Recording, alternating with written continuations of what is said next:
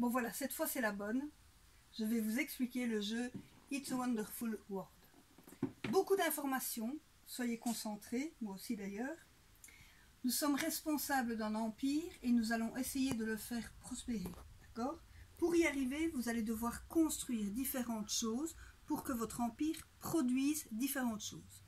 Donc, vous avez différents types de production, les productions de matières premières, de l'énergie, des compétences scientifiques, de l'or, l'envie d'aller explorer, et toutes ces choses vont être importantes pour faire prospérer votre empire qui est représenté en début de partie par une carte que chacun des joueurs a devant lui.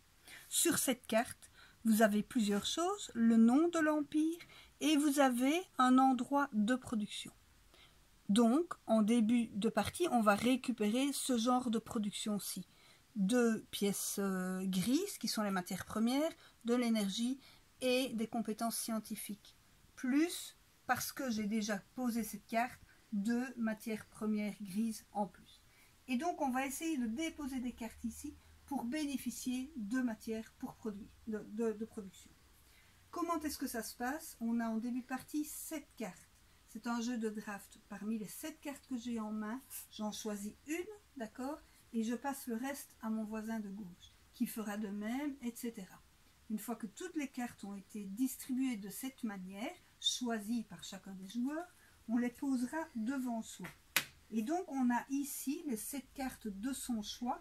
Et donc, c'est la deuxième phase du jeu, où c'est la phase de planification.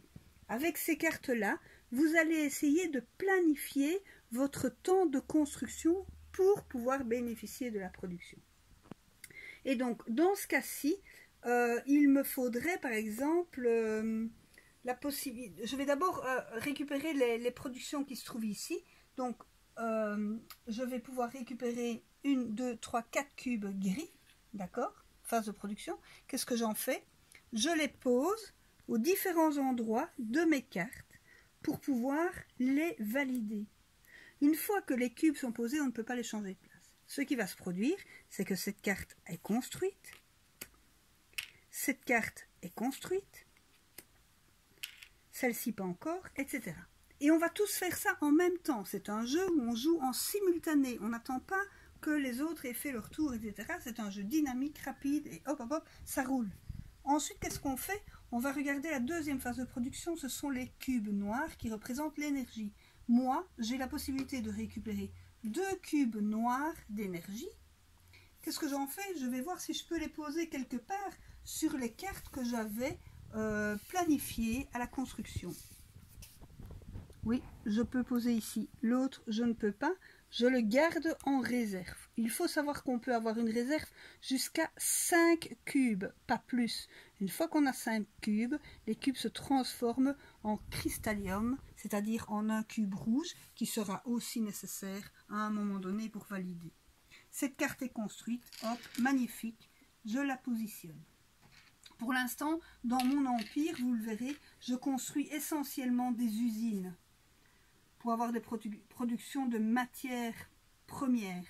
C'est un peu délicat, il faut essayer d'équilibrer son empire en produisant et donc en gagnant aussi des cartes d'exploration, des cartes scientifiques, des cartes plutôt de recherche, etc. Hein. Il faut vraiment essayer d'équilibrer pour faire des points. Donc voilà. Ensuite, on regarde la troisième phase de production qui est tout ce qui est représenté par les sciences. Moi, dans mon cas, je vous l'ai dit, j'ai construit énormément d'usines et rien de scientifique. Je vais juste récupérer un cube vert et chacun des joueurs fera de même. Qu'est-ce que j'en fais? Je le mets là. Et voilà, le jeu va se passer de cette manière-là. Une fois que les cartes sont construites, etc., on pourra récupérer à nouveau cette carte et on fera de nouveau un draft. On ira dans l'autre sens. En fait, c'est un jeu qui se joue en 4 tours.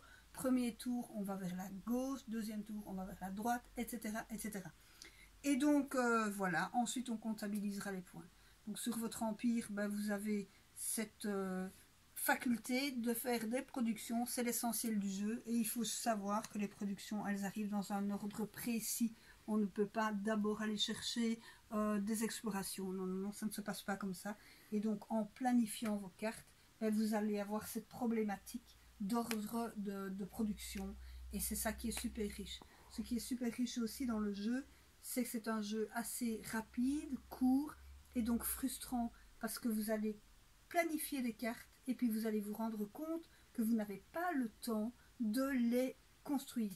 Et ça, c'est vraiment, vraiment terrible quand un jeu a cette force-là de rendre une frustration à ce point, au point de devoir refaire une partie. Pour moi, le jeu est une réussite, quoi. Vraiment, vraiment, vraiment. Vous ne rangerez pas ce jeu-là tant que vous n'aurez pas réussi à faire tout ce que vous aviez planifié. C'est évident.